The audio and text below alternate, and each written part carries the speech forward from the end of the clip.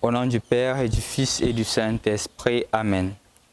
Évangile de Jésus-Christ selon Saint Jean, chapitre 14, des versets 21 à 26. À l'heure où Jésus passait de ce monde à son Père, il disait à ses disciples, « Celui qui a reçu mes commandements et y reste fidèle, c'est celui-là qui m'aime. Et celui qui m'aime sera aimé de mon Père. Moi aussi je l'aimerai et je me manifesterai à lui. » Jude lui demanda, « Seigneur, pour quelle raison vas-tu te manifester à nous et non pas au monde ?» Jésus lui répondit, « Si quelqu'un m'aime, il restera fidèle à ma parole. Mon Père l'aimera, nous viendrons chez lui, nous irons demeurer auprès de lui. Celui qui ne m'aime pas ne restera pas fidèle à mes paroles. Or, la parole que vous entendez n'est pas de moi, elle est du Père qui m'a envoyé. Je vous dis tout cela pendant que je demeure encore avec vous. Mais le défenseur, l'Esprit Saint, que le Père enverra en mon nom, lui vous enseignera tout et vous fera souvenir de tout ce que je vous ai dit. » Bonjour chers frères et sœurs dans le Christ.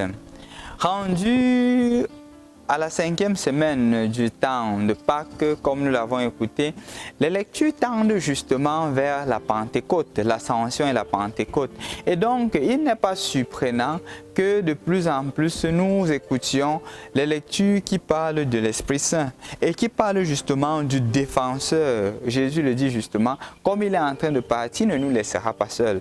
Il nous enverra un autre défenseur, l'Esprit de vérité, qui nous communiquera tout et nous conduira vers la vérité tout entière. Ceci est très important pour toi et pour moi. Parce que justement, quel est le rôle de l'Esprit Saint? L'Esprit Saint est celui-là justement qui donne la force aux chrétiens de vivre fidèlement ses engagements. Justement, c'est pour cela que quand Jude demande « Oh Seigneur, pourquoi vas-tu te manifester à nous seulement et non pas au monde ?» Jésus précise clairement que ce n'est pas que je ne veux pas me manifester au monde, mais justement, c'est celui qui accepte l'Esprit Saint et l'Esprit Saint justement demeure en lui qui sera capable de m'aimer et de rester fidèlement à ma parole. Ceci est très important, dans la mesure où être habité par l'Esprit Saint, il ne suffit pas seulement de le dire de façon verbale, que l'Esprit Saint m'habite, mais il faudrait justement que ma vie quotidienne, mes actions et mes choix au quotidien montrent justement la présence et la demeure de l'Esprit Saint en moi. Il ne suffit pas, je le répète, de dire que l'Esprit Saint habite en moi. Non, il faudrait justement que cela se voie. C'est pour cela que le Seigneur le dit aujourd'hui que l'Esprit Saint viendra sur vous. Et lorsque cet Esprit viendra sur vous, il vous enseignera tout. Et on le voit justement dans la vie des apôtres. Dans la première lecture d'aujourd'hui, on se rend compte que Paul et Barnabé vont à Iconium. Mais à Iconium, il y a la difficulté. Il y a la souffrance parce qu'on veut les tuer.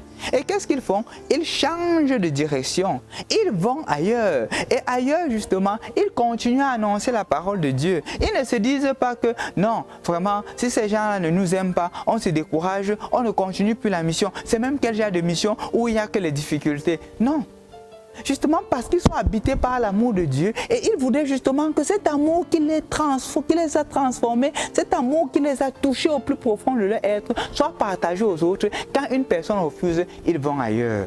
Parce qu'ils voudraient que les gens connaissent Jésus, l'aiment et lui soient fidèles.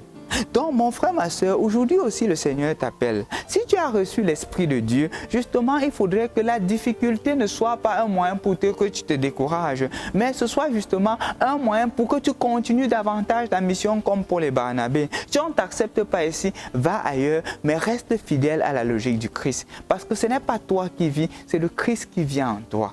C'est pour cela que le Seigneur dit qu'il demeure en moi. J'ai expliqué justement le sens du mot menon, demeurer, devenir un avec Dieu. Et quand on devient un avec Dieu et le Christ, qu'est-ce qui se passe? Ce n'est que l'amour qui nous habite. Je voudrais donc t'inviter aujourd'hui à être habité par ce même amour, au point où tu sois capable de manifester l'amour de Dieu, même au milieu des situations difficiles. même au milieu des situations familiales difficiles, même au milieu des situations professionnelles difficiles, même au milieu des situations de voisinage difficiles, même au milieu de n'importe quelle situation difficile, tu restes fixé sur le Christ. Parce que l'Esprit qui a habité les apôtres, qui a habité Paul et Barnabé, habite en toi à travers le sacrement du baptême et de la confirmation que tu as reçu. Et ne fais pas ce que cet esprit-là meurt en toi. Rends-le toujours actif parce qu'il n'attend que ton oui pour pouvoir agir. Au nom du Père et du Fils et du Saint-Esprit. Amen.